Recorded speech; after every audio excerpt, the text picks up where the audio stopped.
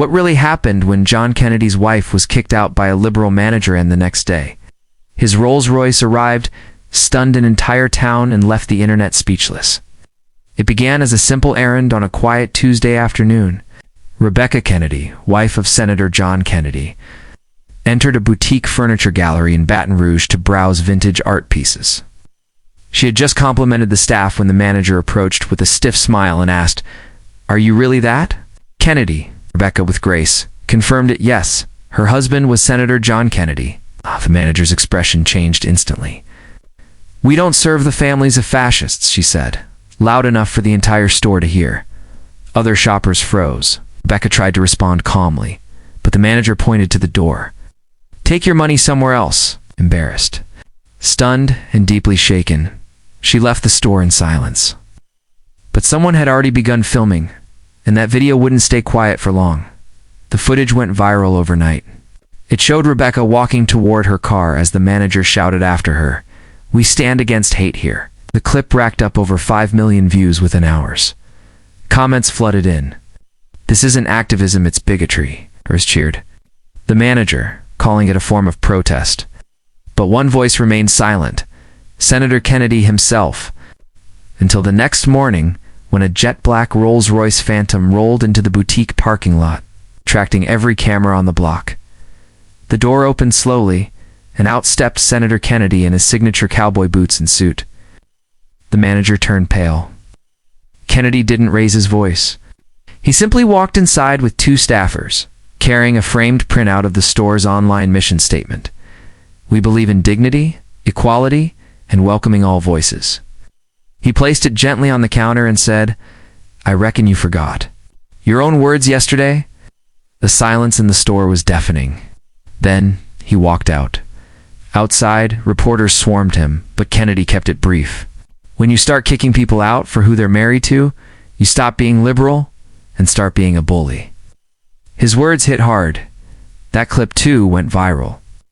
And while Kennedy drove away, the Rolls-Royce gleaming under the southern sun, the boutique's Yelp page collapsed under a flood of 1-star reviews. Former customers pledged never to return. And the manager, she refused to apologize. National news picked up the story by noon. Fox News ran it as a top headline. "Senator's wife harassed by a woke store owner." CNN framed it as a question. Free speech or public harassment? Social media, as usual, turned the moment into a cultural war zone. Political commentators dissected every angle. Was it about politics, freedom, or plain rudeness? Kennedy, for his part, gave no more statements. But his quiet show of strength spoke volumes. Behind the scenes, boutique staff began resigning. One employee posted anonymously, "I couldn't stay after that. It was hate disguised as justice." Another said the manager had bragged about going viral, not realizing the backlash would cost them everything. By Friday, the store's owner, who lived in another state, flew in, furious. "This isn't what we stand for," she said. Within hours, the manager was fired. A handwritten apology was taped to the front door, but by then, few cared. Never gloated. Instead, he redirected attention to a local charity, donating $25,000 in his wife's name. "If you want to fight hate," he said during the announcement, "fight it with decency." That clip was shared widely, even among critics.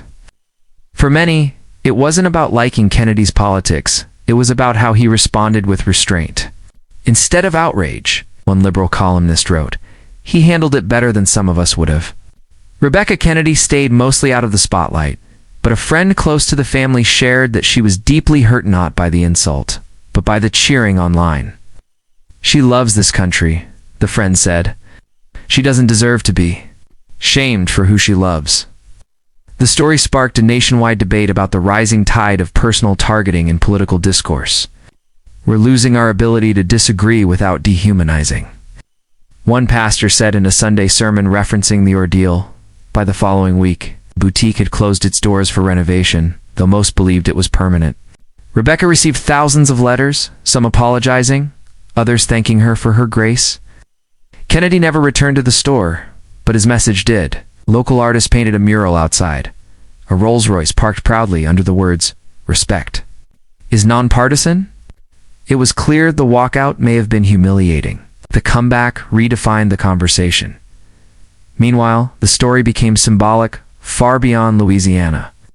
National aptas debated whether civility had become a casualty of political division. When spouses of public figures are targeted in everyday spaces, one piece read, "We stop being a democracy of ideas and start becoming one of vengeance." Kennedy, who typically leaned into folksy humor and Senate soundbites, became an unexpected face of measured restraint. He could have sued, shouted, retaliated, one host said, but instead, he showed up. Talk shows dissected every angle. Some liberal commentators tried to justify the manager's actions by pointing to Kennedy's voting record. But others pushed back. "Disagreed with the senator all you want," one panelist said, "but you don't get to eject his wife from a store because you don't like his politics? That's not protest. That's pettiness." Viewers seemed to agree. Ratings for segments covering the incident surged. Clips were reposted thousands of times with one caption, "This is what class looks like." Even late-night comedians tiptoed. Carefully. Stephen Colbert joked, "Well, Senator Kennedy drives a Rolls-Royce." Finally, something fancier than his accent. But he ended the bit with, "Seriously, though maybe don't throw people out of stores unless they're throwing lamps." The laughter was polite. The audience, like the country, wasn't sure whether to laugh, cry, or cheer. For once, the political lines blurred not over policy, but over basic human decency. Local business leaders in Baton Rouge began organizing Civility Commerce Week, encouraging stores to remain apolitical spaces and focus on customer dignity. Rebecca Kennedy was invited to speak but declined. "She wants the moment to fade," her spokesperson said. Still, she quietly attended events, speaking 101 with women and young girls about kindness, marriage, and resilience. One attendee said she turned pain into grace. It was inspiring. Ironically, the Rolls-Royce itself became a symbol, not of wealth or power, but of standing tall without saying a word. A meme circulated showing the car with the words, "You kicked out the wrong wife." That image appeared on shirts, mugs, even bumper stickers. Kennedy never acknowledged it directly, but when asked by a journalist if the Rolls would make another appearance, he smiled. "She's always ready when my wife needs a ride." In Washington, the episode gave Kennedy unexpected political capital. Senators who had once dismissed him as a loud Southern character began viewing him as a man capable of poise and gravity. He handled it better than most of us would have, one Democratic senator admitted off-record. A quiet mutual respect, grieving among ideological opposites. And Kennedy used that moment to push for bipartisan dialogue, something rarely seen in an election year.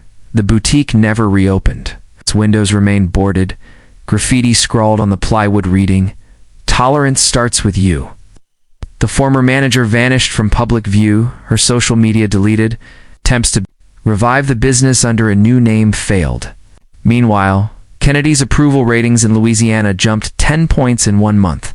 Not because of a speech, not because of a law, because of how he drove up, stayed silent, and left the store with his head high.